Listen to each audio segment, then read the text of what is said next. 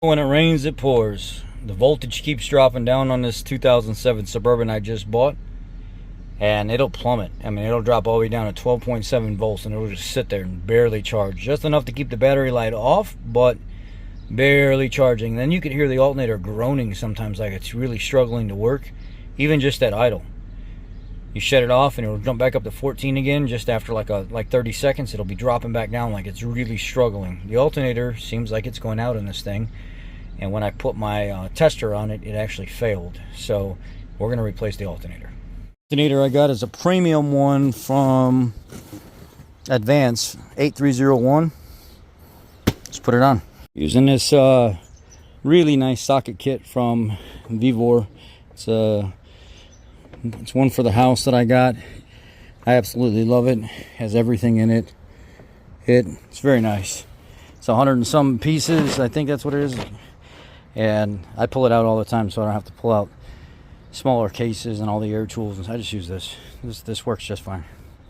First thing you're going to do, take your post off, your negative post off.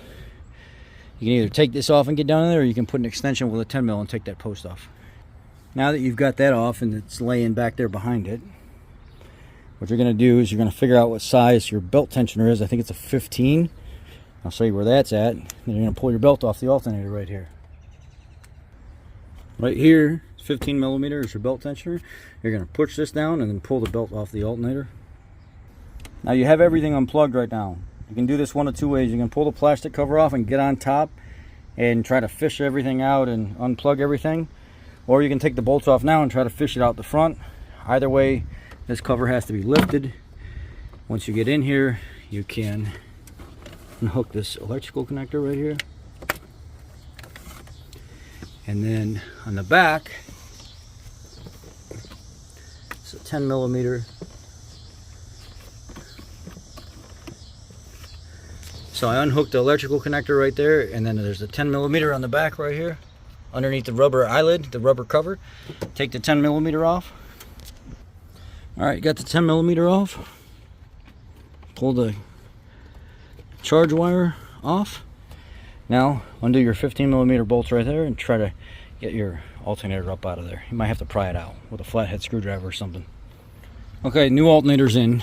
I don't have it hooked up yet, but the bolts are through.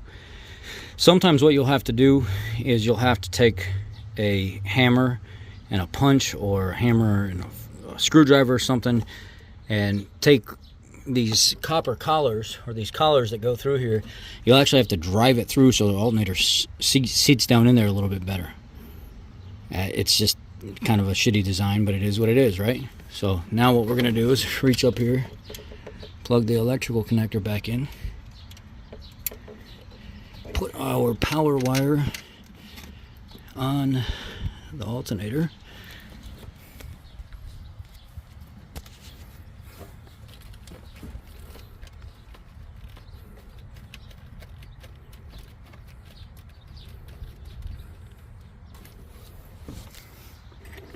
Tighten it up.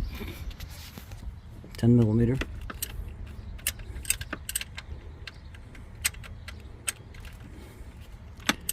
Just snug. I have to kill it. That's it.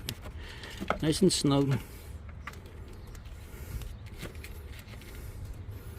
You know what? I don't like the way that one is. The wire is sitting. I want to route it over everything and then put it back in there. I still don't like the way. No. I want to go like, yes, like this.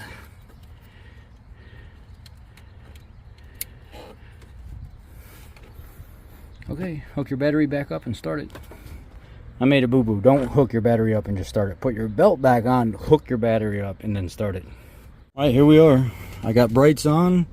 I got AC system on, compressor engaged, lights on the interior on, rear defrost on, and it's not even trying to drop below 14 anymore. So that was the fix. The alternator was slowly starting to show its weakness of it was starting to go out.